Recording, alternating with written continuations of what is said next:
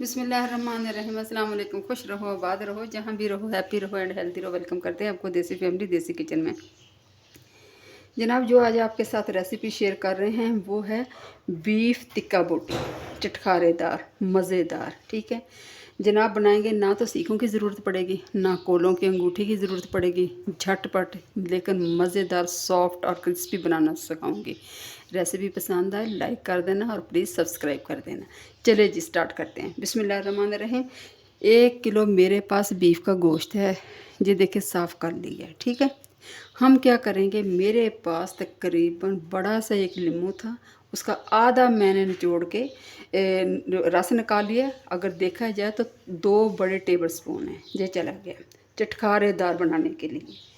ठीक हो गया। दही है मेरे पास तकरीबन 1 कप छोटा, ये चला गया। बिस्मिल्लाहिर्रहमानिर्रहीम। ये चल मिर्च मसाले जाएंगे, मिर्च और मसाला नमक अपने टेस्ट के मुताबिक रखेंगे। ठीक हो गया, आप किस तरह का खाते।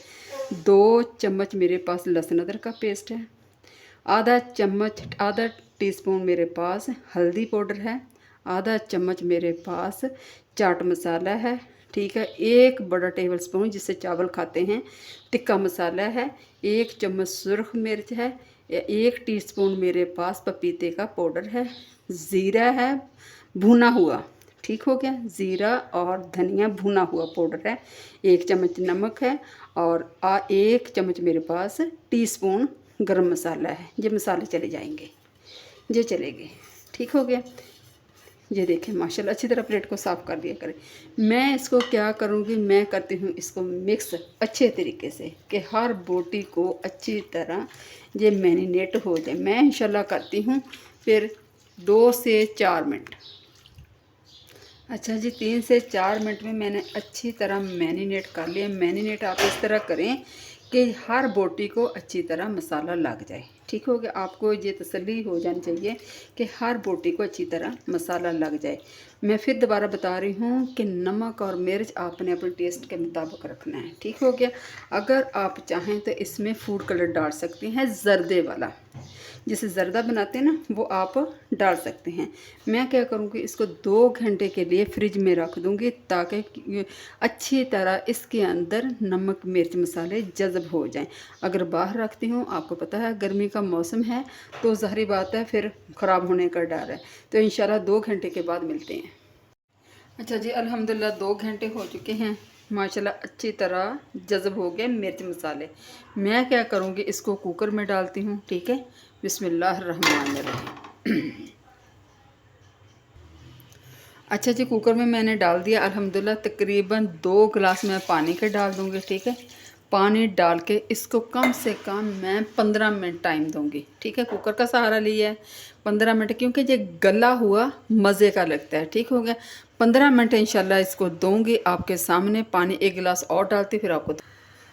अच्छा जी, 2 गिलास मैंने पानी डाल दिया है। ठीक है, अभी इंशाल्लाह ताला लगाऊंगी इसका ढक्कन। बिस्मिल्लाहिर्रहमानिर्रहीम। 15 मिनट के लिए इसको चलाऊंगी। ठीक हो गया, ये कर रख दिया वेट।